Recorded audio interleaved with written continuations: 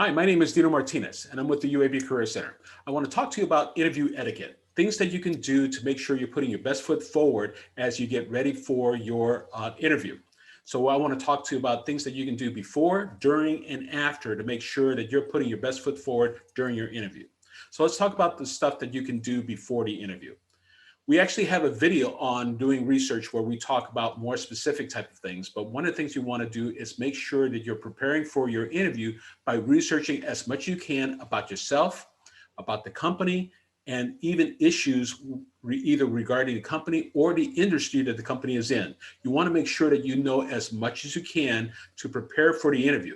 That job description is going to actually be one of the biggest clues that you can use, because more often than not, the job description is very specific about the role and the task of the person that for the position that they're trying to fill. They usually have some type of statement in regards to the vision and mission about the company, but you might be able to get that on their website as well. So making sure that you understand how you fit with the position. Not only are you excited about the opportunity for the position, but you need to make sure that you can talk about how you are ready for that particular opportunity.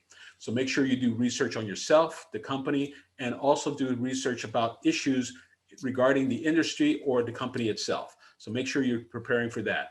But also make sure before the interview that you have done research in regards to what is the appropriate dress to be able to go to the interview with.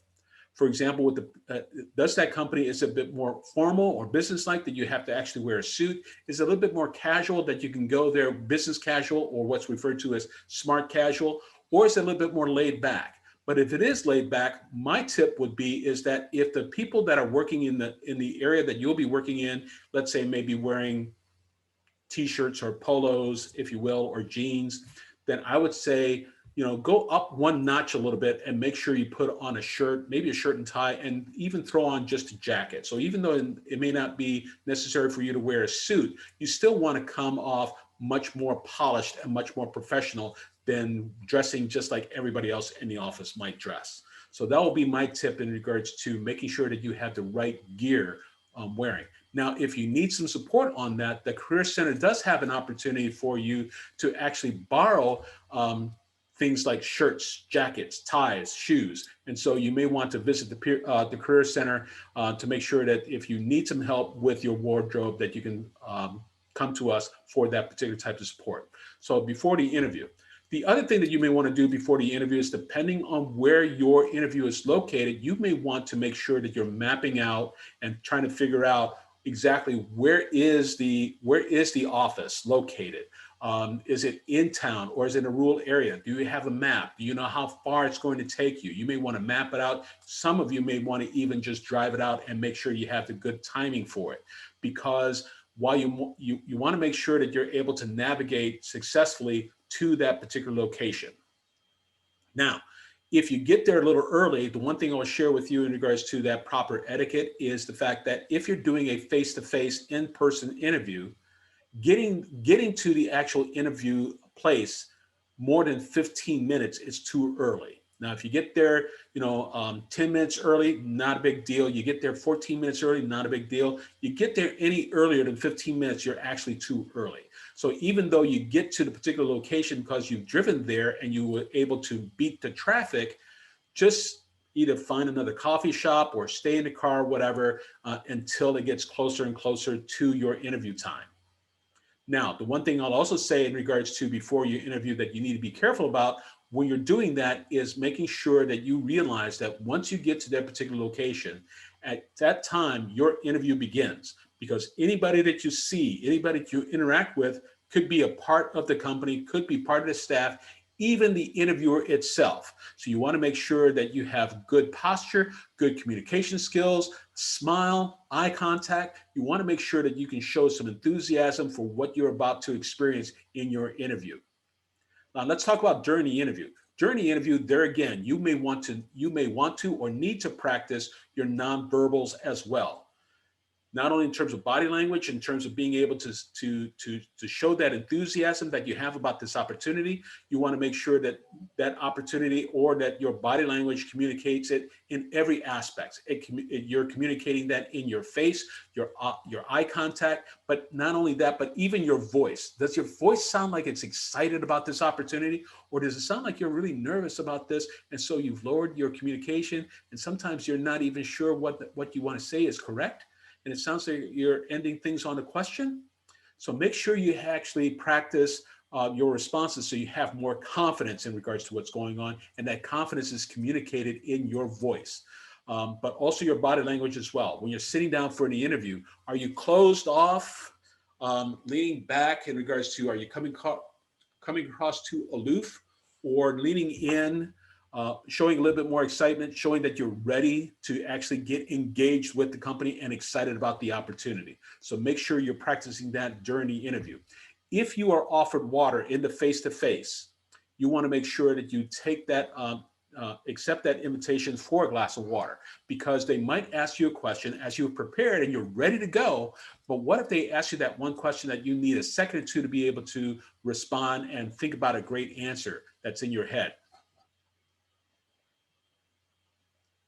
You can actually buy yourself a couple of seconds by being able to just take that sip of water. Now, you don't want to do it at every single question that they ask, but it might be helpful.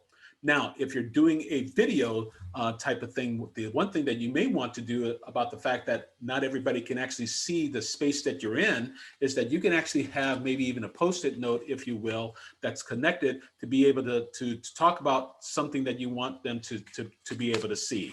So, having a Post-it note in front of you, you just don't want to have a lot of Post-it notes there, but you can actually have one or two notes to help you remember a particular point that you may want to make. Now, during the interview, you have prepared, but the other thing they want to do during the interview, as things are wrapping up, you want to make sure you have questions. You prepared some questions based on your research.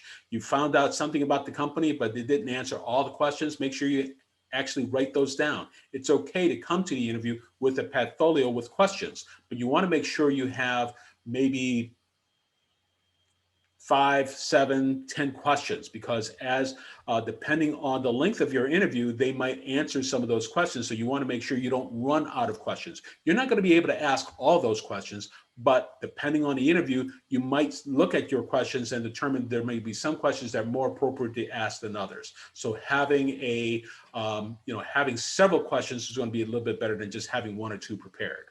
So that's during the interview. After the interview, make sure that as the interview closed, that you let the interviewer know how excited you are about the opportunity. Many interviewers will say that probably the other mistake that many candidates will make is that they'll leave the interview never saying that they're excited about the opportunity or that they see themselves successful at the company.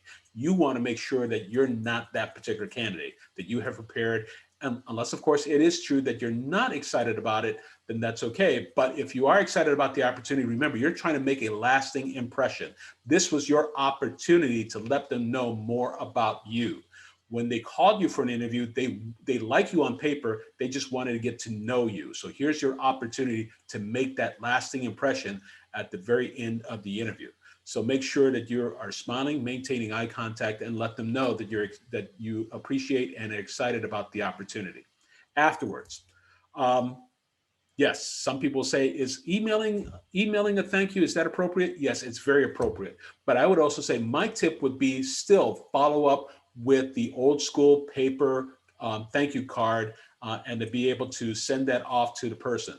Now, if you know the one contact person, you may not have remembered everybody that you spoke with, but with that one contact person, you can send them the thank you note and to be able to express your appreciation for the opportunity. Please tell everyone that I appreciate their time and effort in regards to talking to me and having me have that opportunity.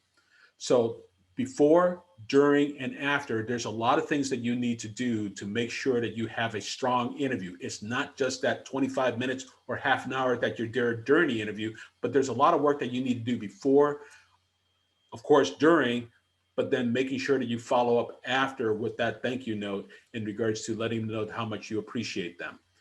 But the only thank you that's not appropriate is calling and leaving a voicemail message. That is not appropriate. It's either an email, or a thank you card, my suggestion would be both. Send them an email immediately after, and then follow up with a thank you card afterwards. You do those type of things, hopefully you make a good lasting impression. Good luck with your interview if you have one coming up. Let us let us know if you need some help with our peer career advisors. Go into Handshake, click on the appointments tab, and then from there, hit the button schedule new appointment and follow the prompts until you can find a mutual time.